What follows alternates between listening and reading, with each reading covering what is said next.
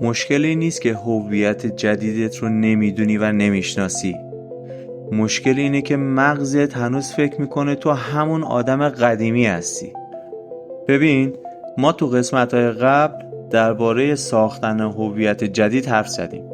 درباره اینکه کی هستی، کی میخوای باشی و چطور این تغییر رو دائمی کنی. اما اینجا یه سوال خیلی مهم پیش میاد. چرا با اینکه تصمیم گرفتم عوض بشم، مغزم هنوز منو به عقب میکشه؟ جوابش ساده است ولی عمیقه.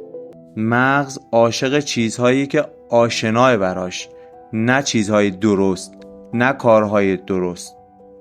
مغز تو سالها به یک نسخه از تو عادت کرده، به واکنشات، ترسات، الگوهای قدیمیت.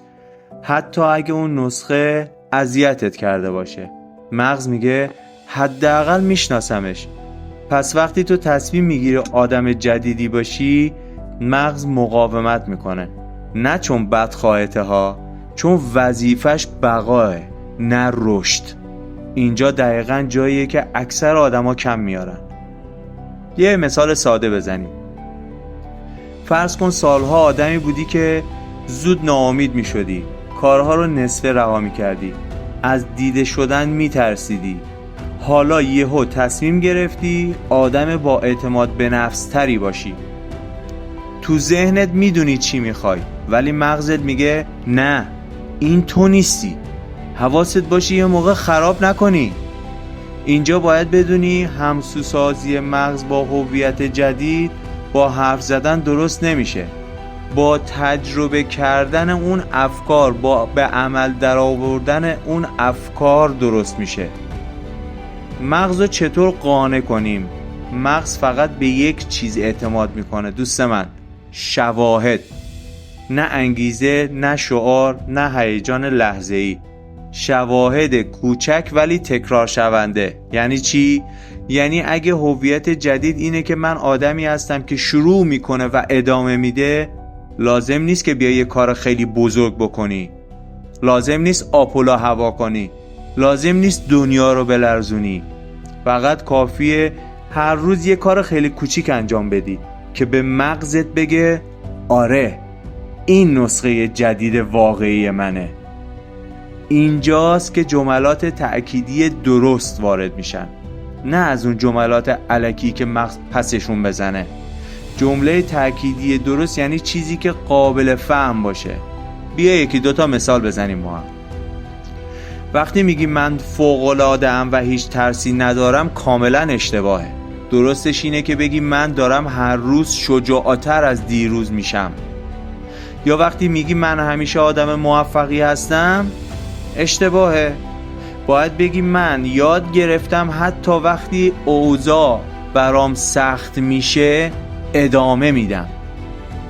این جملات مغز رو آروم آروم با هویت جدیدت همسو میکنه. حالا اگه تا اینجای ویدیو اومدی و حس کردی که این حرفا رو خودت هم به خودت میزنی، ممنون میشم ویدیو رو لایک کنی، چون این کار کمک میکنه آدمای بیشتری این محتوا رو ببینن. بریم سراغ ادامه حرفامون. قرار شد مغز با تکرار تغییر کنه، درسته؟ اما نه تکرار کورکورانه، تکراری که هوشمندانه و آگاهانه باشه. یعنی اینکه یک رفتار کوچیک در یک زمان مشخص و با یک نیت مشخص انجام بشه. مثل اینکه هر شب قبل خواب از خودت بپرسی امروز کدوم رفتارم شبیه هویت جدیدم بود. حتی اگه خیلی کوچیک بوده، مغز اون رو ثبتش میکنه و بعد از مدتی اون رفتار میشه پیشفرض جدیدت. به قول ویلیام جیمز، ذهن انسان با تمرکز مداوم واقعیت تازه‌ای میسازه.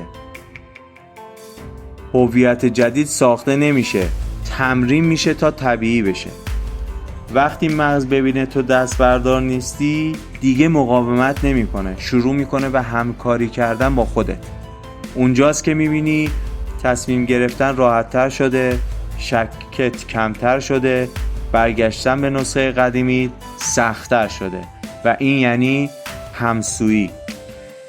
حالا اگه میخوای مغزت رو به جای دشمن به متحد هویت جدید تبدیل کنی، لطفاً کانال رو سابسکرایب کن و زنگوله رو هم بزن، چون قسمت بعدی دقیقاً میریم سراغ تمرین‌های عملی روزانه برای قفل کردن این هویت در مغز. یادت نره تو خراب نیستی، فقط هنوز تمرینت کامل نشده. اینجا ارتقای ذهنه.